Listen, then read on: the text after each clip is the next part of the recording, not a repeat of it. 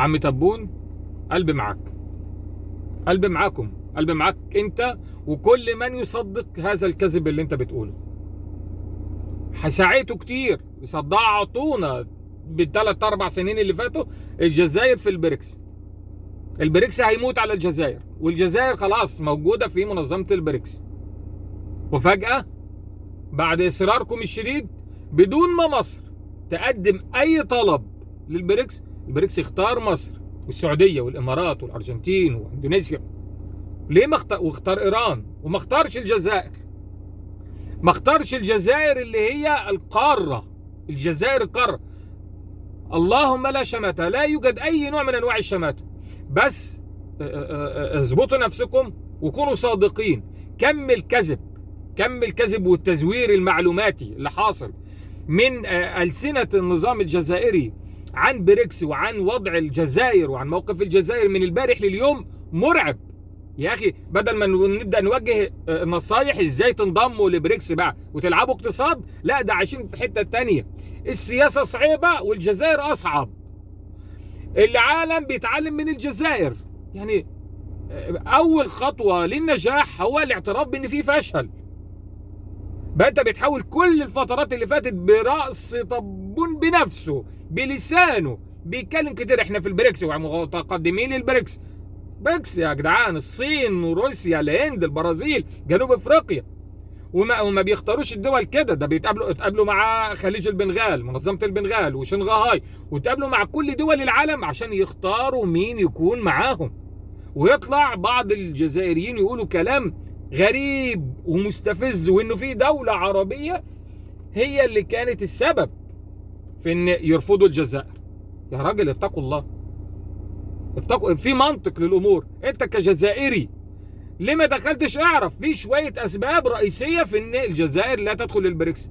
اقتصاد ضعيف جدا، واحد عندك اقتصاد ضعيف، الناتج محلي بتاعه ضعيف جدا ومفيش اي تنوع في موارد الدخل، مكتفي فقط بصادرات النفط والغاز. ده نقطة. وما عندكش بنية اقتصادية، ما عندكش سوق محلي بينمو، سوق نامي. ده كله اولا. ثانيا في عدم جدية من النظام الجزائري للانضمام للبريكس. جدية في يعني نفسه، لكن بيكذب بشأن البيانات اللي طالعه بالارقام بتاعه صادرات النفط والمحروقات، بيكذب فيه. ومنظمه البريكس شافت ان في كذب، الارقام دي مش حقيقيه، الارقام دي فيها حاجات مغلوطه، وفي عدم شفافيه في البيانات الاقتصاديه اللي بتطلع من الجزائر. في كلام مش مظبوط، الكلام مش صح، بتتكلموا كلام غلط. الحاجه الثالثه بقى والاهم، توتر الحدود الجزائريه. الحدود بتاعت الجزائر مع جيرانها كلها متوترة. الأهم إنه الجزائر شريك فعال في تصاعد وتفاقم الأزمات. يعني هو مش بس كده في توتر على الحدود عنده، لا ده الجزائر شريك فعال، هي أصلا السبب في التوتر بتاع الأجواء. والحاجة بقى الكارثية إنه الجزائر مش مشتركة في أي تكتلات إقليمية قوية. بيتعاملوا مع انه لا، ان احنا عندنا علاقات قويه وان احنا ماسكين قاعده الحياد الذهبي. الحياد الذهبي دي تسيبها للهند، عامله حياد ذهبي قوي. تسيبها لمصر حاليا اللي فاجئت الكل. يعني مصر ما طلبتش، احنا ما طلبناش نكون في البريكس، ولكن البريكس اختارتنا، هم اللي اختارونا. ليه؟ لانه مصر رغم ان احنا بنقول هو وضعنا الاقتصادي حاليا اسوأ ما يكون، الا وانه احنا اسوأ ما يكون شغالين، بس شغالين في صمت بقى. بنية تحتية مرعبة بتتعمل في مصر، قوية جدا. موانئ كانت معطلة او عطلانة رجعت تاني للشغل. حولنا الحدود بتاعتنا اللي كانت عبارة عن سكنات عسكرية الى اسواق. بقى عندنا قناة السويس، عندنا شغل تاني خالص. يطلع واحد جزائري يقول لك احنا ما كناش عايزين ننضم في البريكس. انت اللي صح ولا رئيسك؟ احنا كنا اذكياء، احنا كنا عايزين ننضم للبنك بتاع بريكس لكن ما ننضمش للمنظمه. في فرق ايه؟ البنك بتاع بريكس اللي منظمه بريكس، لا اعضاء بريكس فقط، مش هيسلفوا غير اعضاء بريكس، مش هيمولوا غير ده. وبيمولوا مشاريع تحتيه في البلاد اللي في منظمه بريكس بدون اي شروط زي صندوق النقد الدولي. وهيتعاملوا مع بعض بالعملات المحليه بتاعتهم. يعني الهند هتبعت لمصر حاجات هتدفع او هيتعاملوا بالعمله المحليه بتاعت الهند والجنيه المصري. مصر طلعت حاجه لروسيا، روسيا هتدفع الثمن بالجنيه المصري، او مصر هتطلع قمح تاخد مكانه غاز فقط بدون اي من غير الاحتياج لطلب الدولار ولا العملات الصعبه اللي هي مشكله مصر الوحيده حاليا، التمويل والعملات الصعبه. الين مش موجود، الدولار مش موجود، الاورو مش موجود، هكذا. فنتعامل بالعملات بتاعت الدول دي، هيرجع الجنيه تاني يشم نفسه ويفوق. انت بقى كجزائري بتقول لا انا ما كنتش، انا ساهمت في بنك بريلكس، شكرا ضاعت عليك فلوسك، انت مش موجود في المنظمه. انت هتنتظر لو دخلت تاني. ان اول مرحله يدخل فيها عضو كانت جنوب افريقيا في 2011، يعني جنوب افريقيا من 12 سنه فقط موجود. بس تعال شوفهم، روسيا عملاق النفط والمحروقات في العالم. الصين اكبر دوله فيها تنميه وخدمات مش طبيعيه ومنطقه انتاجيه وديموغرافيه قويه جدا. الهند عملاق تكنولوجيا المعلومات في العالم. جنوب افريقيا عملاق التعدين وبتطل على محيطين، المحيط الاطلسي والمحيط الهندي. البرازيل العملاق اللاتيني، عملاق امريكا اللاتينيه، ومن اكثر الدول في العالم تصديرا للمواد الخام. جابوا بقى ناس لما تيجي تمسك واحده واحده بس عشان الوقت مش عايزين نتكلم عنهم بالتفصيل، بس مصر فوق مع قناه السويس اهم ممر ملاحي مع البنيه التحتيه اللي بتقدمها حاجه تانية خالص. في افريقيا ما اختاروش مع جنوب افريقيا غير مصر، ولو بلد ثالثه خدها مني مين دلوقتي؟ مش هتكون الجزائر، قولا واحدا هي المغرب. المغرب هو اللي هيكون العضو الثالث.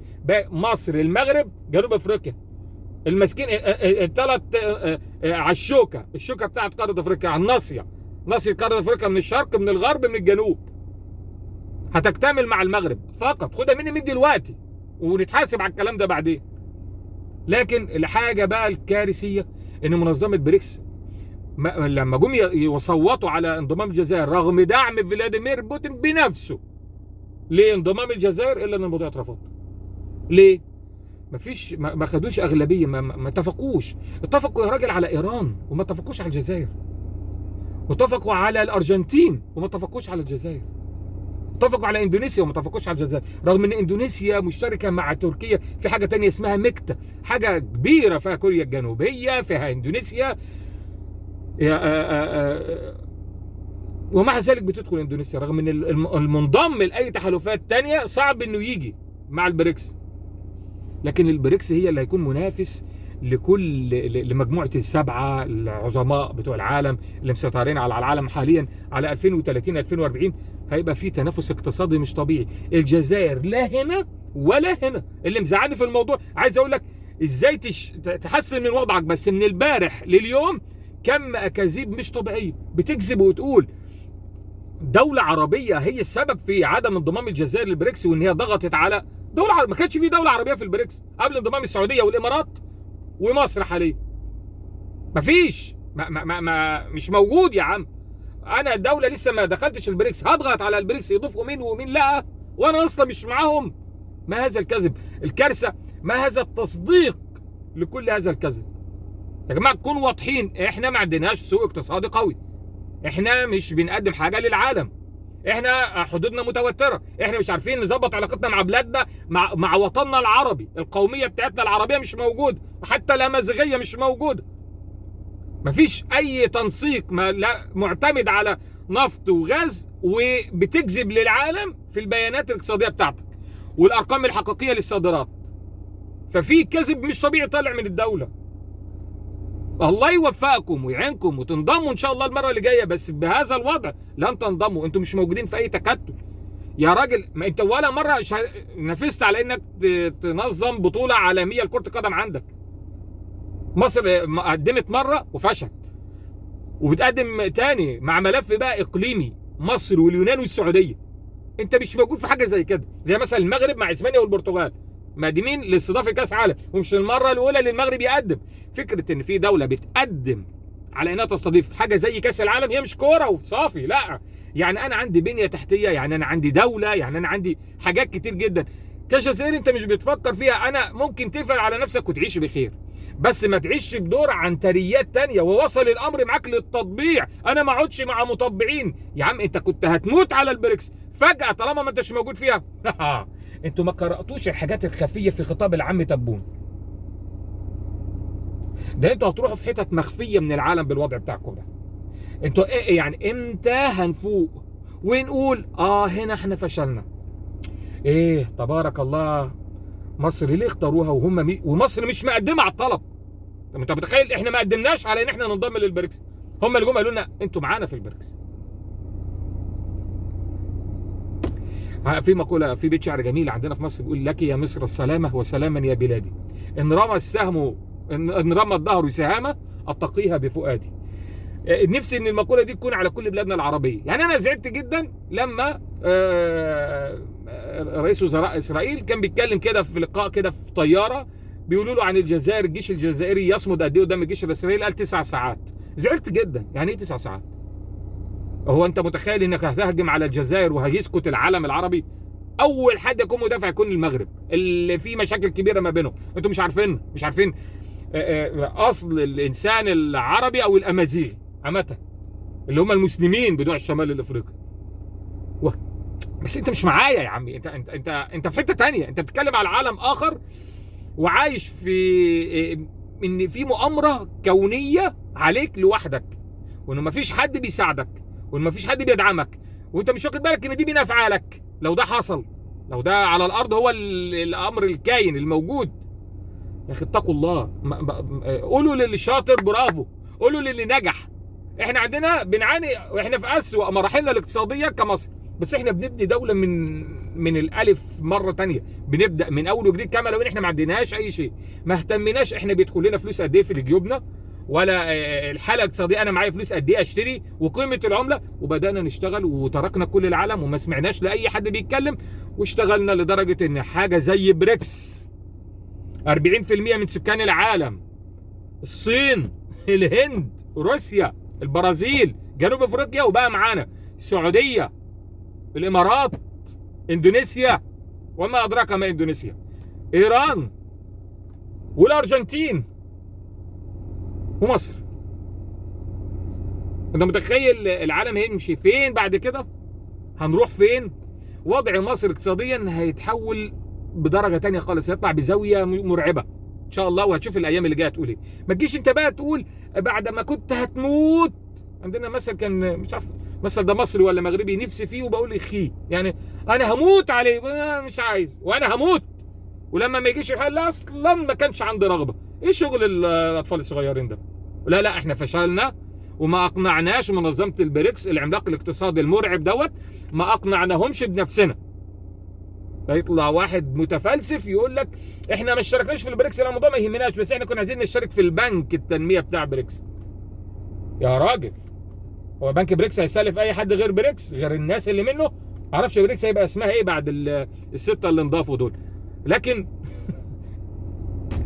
يعني الصدق ينجي، وهذه مش عايز اقول البلد، هذه المنظومه اللي موجوده في الجزائر بتتنفس كذب وبتعشق الكذب، والكارثه ان بدا يحصل حاله تصديق غريبه، بدل ما حد يقول لهم غلطانين الكلام ده مش صح، الكلام ده لما جينا نمرره على المنطق انبهر وقال لا ارحمونا شويه.